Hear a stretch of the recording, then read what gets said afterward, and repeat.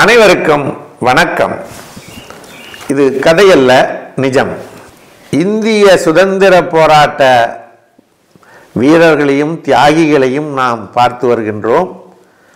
அதேபோல தென்னாப்பிரிக்க மக்களுக்காக போராடிய நாகப்பட்டினத்தை சார்ந்த நாகப்பன் படையாச்சி அவர்களை இன்றைக்கு நாம் தெரிந்து கொள்ளப் போகின்றோம். தாய்மையை போற்றுவோம். பெண்கள் அனைவருக்கும் வணக்கம். மாதவிலக்கு காலங்களில் ஏற்படும் வயிற்று வலியை ஒரே ஒரு முறை வர்ம சிகிச்சை செய்து நாம் சரி செய்து கொள்ள முடியும். இந்த வர்ம சிகிச்சையானது நாமக்கல் மாவட்டம் கலெக்டர் அலுவலகம் அருகில் இருக்கக்கூடிய சர்வம் ஹெல்த் கேரில் ஒவ்வொரு சனிக்கிழமையும் காலை 10 மணி முதல் 2 மணி வரை இலவசமாக அந்த சிகிச்சை அளிக்கப்படுகிறது.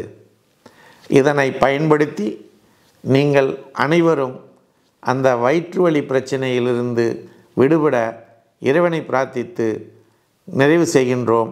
அனைவரும் வாருங்கள், நல்வழி பெறுங்கள். நாகப்பட்டினம் மாவட்டம் மயிலாடுதுறை பூம்புகார் அருகிலே உள்ள கீழ்பெரும் பள்ளத்திலே 1891 ஆண்டு நாகப்பன் படையாச்சி அவர்கள் பிறந்தார்கள்.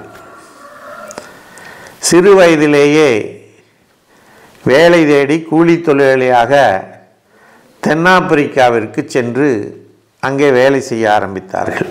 அந்த காலத்திலெல்லாம் இந்த வறுமையினுடைய பசி பட்னி இன்னைக்கு நமக்கு தெரியலைங்க.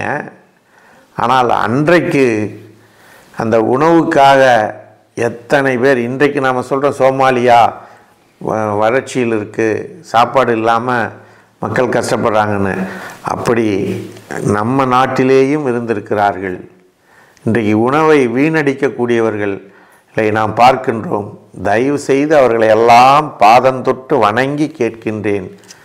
உணவை தேவைக்கு மேலே வாங்காதீர்கள், தேவையானதை வாங்கி சாப்பிடுங்கள், வீணடிக்காதீர்கள். யாருக்காவது அதனை கொடுத்து உதவுங்கள்.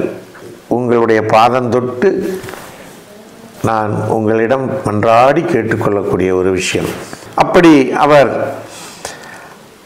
தென்னாப்பிரிக்காவிலே வேலை செய்த பொழுது அங்கே ஒரு சட்டம் கொண்டு வருகிறார்கள், ஏசியாட்டிக் பதிவு அப்படின்னு. இந்த ஆசிய நாடுகளில் இருந்து வரக்கூடியவர்களை எல்லாம் பதிவு செய்து அவர்களுக்கு ஒரு தனியான சட்டங்களை கொடுப்பது என்று அங்கே தீர்மானிக்கிறார்கள். அதனை எதிர்த்து நம்முடைய தேசத்தந்தை மகாத்மா காந்தியடிகள் தென்னாப்பிரிக்காவிலே ஒத்துழையாமை இயக்கத்தை போராட்டத்தை தொடங்குகிறார்கள். 1906 ஆண்டு அந்த போராட்டம் தொடங்குகிறது. அதிலே நம்முடைய நாகப்பன் படையாச்சி அவர்களும் கலந்து கொண்டு காந்தியடிகளுக்கு ஒத்துழைத்து போராட்டத்திலே ஈடுபடுகிறார். அப்படி ஈடுபட்ட நாகப்பன் படையாச்சி அவர்களை அந்த தென்னாப்பிரிக்க அரசாங்கம் 1909 ஆண்டு ஜூன் மாதம் கைது செய்கிறது.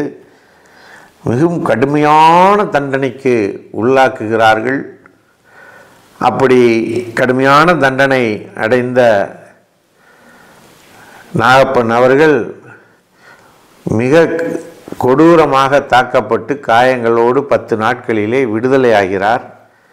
அடுத்து ஜூலை மாதம் அந்த காயத்தினாலே, அடிபட்ட காயத்தினாலே அதிலிருந்து மீள முடியாமல் மரணமடைகிறார்.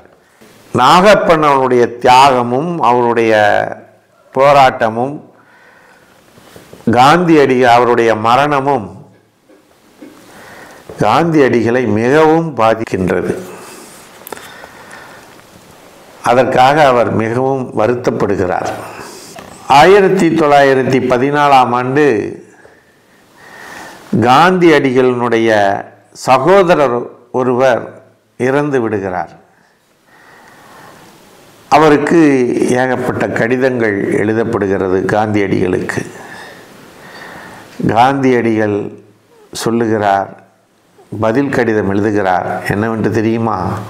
நாகப்பன் அவருடைய மரணத்தை விட என்னுடைய சகோதரரினுடைய மரணம் ஒன்றும் பெரிதல்ல. ஆகையினாலே நாகப்பன் அவர்கள் படையாச்சி அவர்களுடைய வாழ்க்கையினை அவர் மிகுந்த மதிப்பு வைத்திருந்ததை நாம் உணர முடிகிறது. 1914ஆம் ஆண்டு அவர் காந்தியடிகள் தென்னாப்பிரிக்காவில் நடைபெற்ற நிகழ்ச்சி ஒன்றிற்கு செல்லுகின்ற பொழுது நாகப்பன் படையாட்சியினுடைய அந்த நினைவிடத்திற்கு சென்று அஞ்சலி செலுத்துகின்றார். எந்த அளவிற்கு ஒரு தொண்டருக்காக அவர் செய்த தியாகத்திற்காக அவர் மீது காந்தியடிகள் மரியாதை எந்த அளவிற்கு வைத்திருந்தார் என்பதனை நாம் இதன் மூலம் அறிந்து கொள்ள முடிகின்றது. தன் சொந்த சகோதரனை விட நாகப்பன் படையாட்சியை அவர் தன் நெஞ்சிலே வைத்திருந்தார் என்பது சத்தியமாகும். இன்றும் கூட தென் அமெரிக்காவிலே நாகப்பன் படையாட்சி அவர்களுக்கு ஒரு நினைவு தூண் இருக்கின்றது. ஆகையினாலே நண்பர்களே, நம்முடைய உறவுகளெல்லாம் யார் என்று நாம் காண வேண்டாம். நம்முடைய உறவுகளாக இருக்கட்டும், அல்லது நம்முடைய நண்பர்களாக இருக்கட்டும், அல்லது நம் நாட்டை சார்ந்தவர்களாக யாராக இருந்தாலும் சரி, இந்த தேசத்திற்காக, தேசத்தில் வாழக்கூடிய மக்களுக்காக, இந்த தேசத்தினுடைய கலாச்சாரம், பண்பாடு, நாகரிகங்களை எல்லாம் காப்பாற்றுவதற்காக யாரெல்லாம் உழைக்கின்றார்களோ, யாரெல்லாம் தியாகம் செய்கின்றார்களோ அவர்களுடைய தியாகத்தை நாம் போற்ற வேண்டும் என்று காந்தியடிகள் நமக்கு உணர்த்திவிட்டு சென்றிருக்கின்றார். அவர் வழி நின்று நாம் அனைத்து தியாகச் செம்மல்களையும் வாழ்த்துவோம், பாராட்டுவோம், அவர் வழி நின்று செயல்படுவோம் என்று கூறி வாய்ப்பளித்த சர்வம் மற்றும் யோகம் யூடியூப் சேனலுக்கு நன்றி கூறி விடைபெறுகிறோம். நன்றி, வணக்கம். சர்வம் யூடியூப் சேனல் நேயர்களுக்கும் சப்ஸ்கிரைபர்களுக்கும் ஓர் இனிப்பான செய்தி. இனி வாரந்தோறும் உங்களினுடைய உடல் மனம் சம்பந்தப்பட்ட சந்தேகங்களுக்கும் கேள்விகளுக்கும் டாக்டர் ஸ்ரீ நித்ய சர்வானந்தா அவர்கள் நேரடியாக பதில் கூற உள்ளார்கள். ஆகவே உங்களுடைய சந்தேகங்களையும் கேள்விகளையும் கீழே கமெண்டிலே பதிவிடவும், உங்களுடைய பெயரும் முகவரியும் குறிப்பிடவும்.